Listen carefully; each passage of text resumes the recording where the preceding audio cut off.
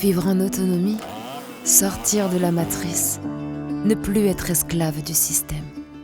Vivre libre, en harmonie avec la nature, ça sonne comme un poème, non? C'est vrai que ça fait rêver. Beaucoup d'entre vous idéalisent la vie que j'ai choisie, mon retour à la terre, mon autonomie, hors réseau public, au cœur de la forêt. Vie de sauvageonne au cœur de la forêt. Mon projet, ma folie, ma vie que j'exhibe, que j'étale, que je vous partage chaque jour sur Internet. Certains adorent, d'autres détestent. Certains me jugent, d'autres me critiquent. Mais je pense qu'au fond, c'est juste qu'ils ne me comprennent pas, qu'ils ne saisissent pas la teneur de mon projet, ni son essence, et aussi qu'ils ne savent pas ni qui je suis, ni d'où je viens. Jugement hâtif, préjugés, idées reçues, esprit borné, pensée figée. Il y a ceux qui croient détenir la vérité, et il y a ceux qui la cherchent. Ceux qui la cherchent ne la trouveront jamais, mais ils deviennent bien moins cons que ceux qui croient la détenir. Quoi qu'il en soit, j'aurais peut-être dû commencer par là, vous expliquer plus en détail ce rêve qui m'obsède et pour lequel je me bats si fort chaque jour que Dieu fait. Ce rêve qui m'a permis de trouver ma place sur cette terre. Ce rêve qui m'a donné goût à la vie. Alors, aujourd'hui, je vous dis tout. Quel est mon projet, son sens, le pourquoi, le quand, le comment. Et surtout, je vais vous parler de ma vision de l'autonomie, vous expliquer les objectifs que je me suis posés et les étapes que je vais devoir parcourir pour les atteindre. Je vais aussi vous raconter comment l'humain s'est lui-même enfermé dans une prison invisible, sacrifiant sa santé et son bonheur, et comment, à mes yeux, nous pouvons retrouver notre liberté et un profond bien-être en renouant avec une vie de réensauvagement. Bienvenue dans cette nouvelle vidéo.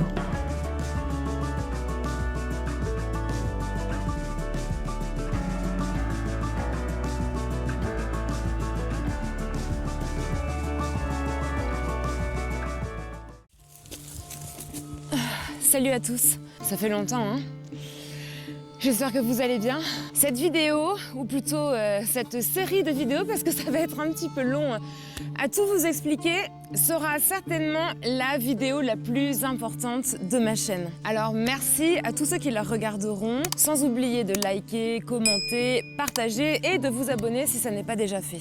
J'en profite pour remercier infiniment tous ceux qui m'ont soutenu sur Tipeee ces derniers mois, tous ceux qui m'ont acheté un t-shirt Sauvageon, Sauvageonne. Tout cet argent va me permettre d'acheter des outils et d'avancer un petit peu mieux sur la construction de mon écolieu et aussi à résoudre un petit peu toutes les galères que j'ai rencontrées ces derniers temps, notamment au niveau de l'étanchéité de ma toiture, des Velux, des invasions de rats, etc. Bref, merci infiniment et pour les t-shirts, je vous mets le lien en description de cette vidéo. Alors c'est parti pour cette nouvelle vidéo. Vivre libre dans la nature.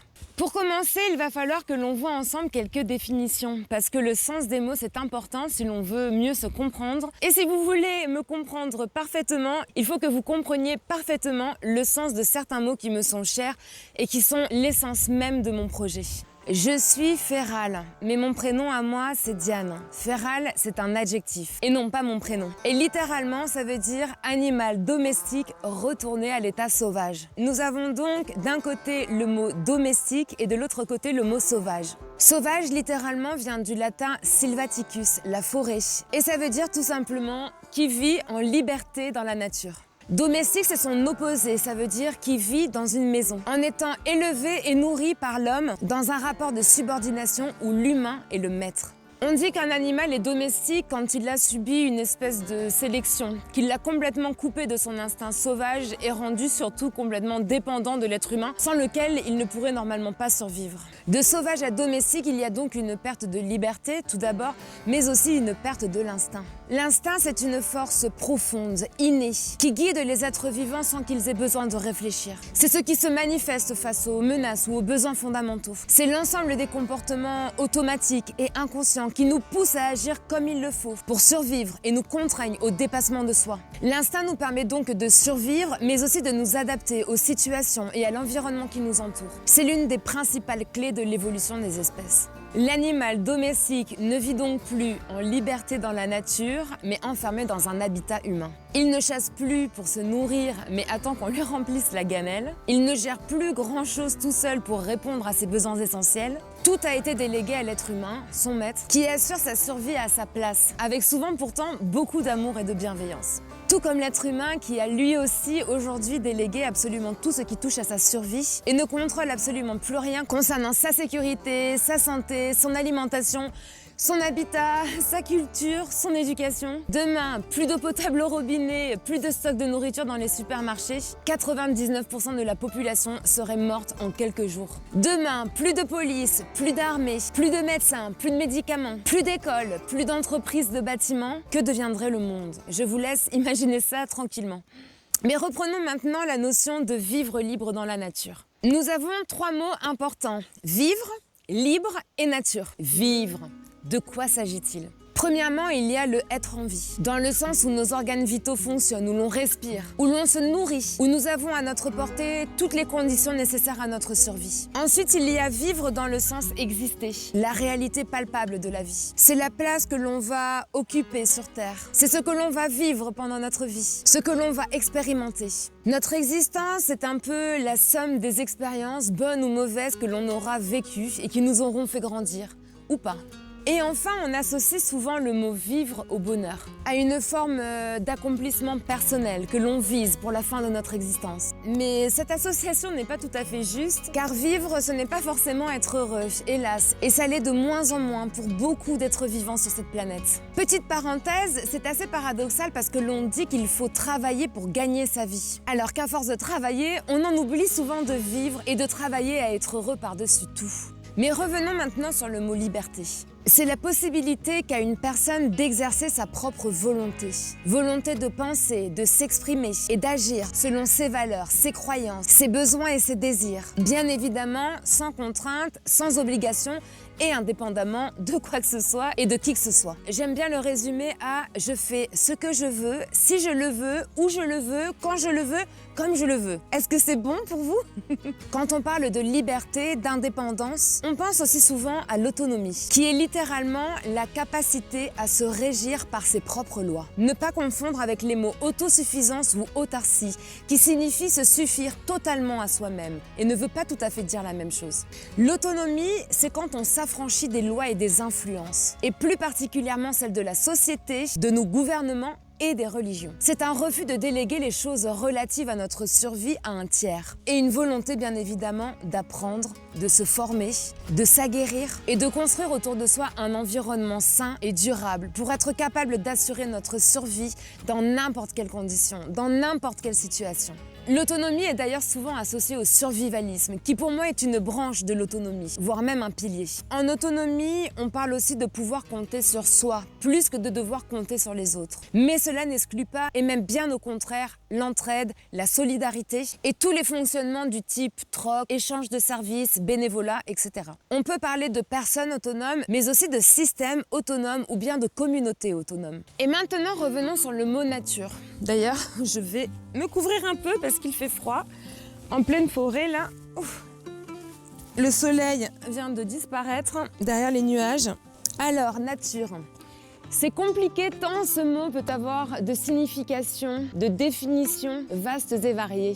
La nature, c'est ce qui est. C'est ce qui existe sans l'intervention de l'être humain. C'est l'ensemble de tous les éléments vivants ou non vivants qui constituent tout notre univers. C'est tout ce qui nous entoure mais qui n'a pas été créé par l'être humain, ni soumis à l'humain, ni modifié par l'humain. D'ailleurs, quand l'humain touche, on dit qu'il dénature. La nature est équilibre, la nature est harmonie. Elle est forte et fragile à la fois, douce et puissante, bienfaisante et cruelle. Elle est la vie dans son entièreté la plus parfaite, la plus absolue. Et je crois qu'on a fait le tour de toutes les définitions que je voulais vous donner avant de vous parler un petit peu plus concrètement de mon projet.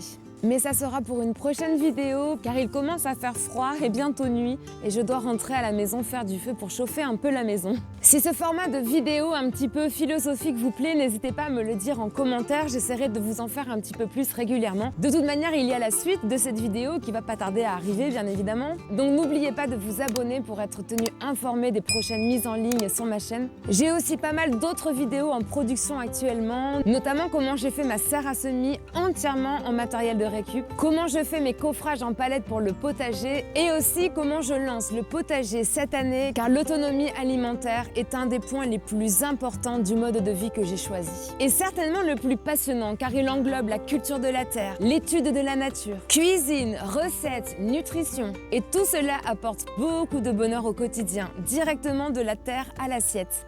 En plus des travaux sur la toiture, sur l'étanchéité, sur l'isolation, sur les Velux et le lancement du potager, je vais avoir aussi énormément de travail ces prochains mois car j'aimerais beaucoup aménager toute la partie basse de mon terrain pour pouvoir y accueillir cet été des campeurs et j'aimerais aussi par la suite organiser des stages en immersion avec moi dans la forêt.